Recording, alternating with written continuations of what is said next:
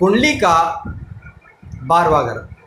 12वां घर खर्च का घर माना जाता है, मोक्ष का घर माना जाता है और कर्ज का घर माना जाता है। अगर कुंडली में खराब ग्रह बैठा है तो कर्ज दिन प्रतिदिन बढ़ता चला जाएगा और कभी न खत्म होने वाला ऐसा कर्ज देता है, ऐसी बीमारियां देता है। अगर 2 खराब ग्रह आकर कुंडली के 12वें घर में बैठ जाएं तो ऐसी बीमारियां देता है कि जो बीमारियां कभी जाती ही नहीं है, दिन प्रतिदिन बढ़ती ही चली जाती हैं। मियाँ बीबी के रिश्तों से संबंधित ससुराल पक्ष, मियाँ बीबी के बिस्तर के सुख और अनैतिक संबंध भी इसी से देखते हैं, जहाँ पर व्यक्ति अपनी सेहत खर्च करके संबंध बनाता है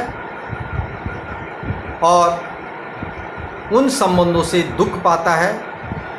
यदि कुंडली के दूसरे घर में और 12वें घर में खराब अशुभ ग्रह आकर बैठे हैं तो वह व्यक्ति बीमारियों से ग्रसित होता रहता है, बीमारियां उसका पीछा नहीं छोड़ती हैं, क्योंकि कुंडली का दूसरा घर भी शुक्र का घर माना जाता है और 12वां घर भी शुक्र यहाँ पर जो है बहुत अच्छे माने जाते हैं। यदि यह शुक्र खराब हो जाता है तो बहुत सारी परेशानियां जीवन में देते हैं।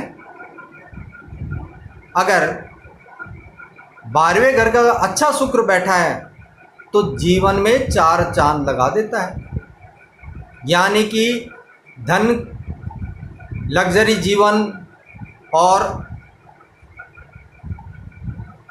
अनैतिक संबंधों से भी सुख प्राप्त कर लेता है। उसके जीवन में जितना अनैतिक संबंध बढ़ते जाएंगे उसको सुख भी उतना ही मिलता चला जाता है, उसकी किस्मत उतनी चमकती चली जाती है। तो यह भी सब 12वें घर से देखा जाता है। कुंडली के 12वें घर में यदि केतु बैठे हों और दूसरे घर में चंद्रमा बैठ जाए तो उस व्यक्ति को दोनों में से, पुत्र के सुख में से और पढ़ाई के सुख में से एक ही सुख मिलेगा। यदि उसको पढ़ाई का सुख मिल गया तो निश्चित है कि उसके पुत्र का सुख मिलने में परेशानी होगी। पुत्र का सुख या तो मिलेगा नहीं या देर से मिलेगा। लेकिन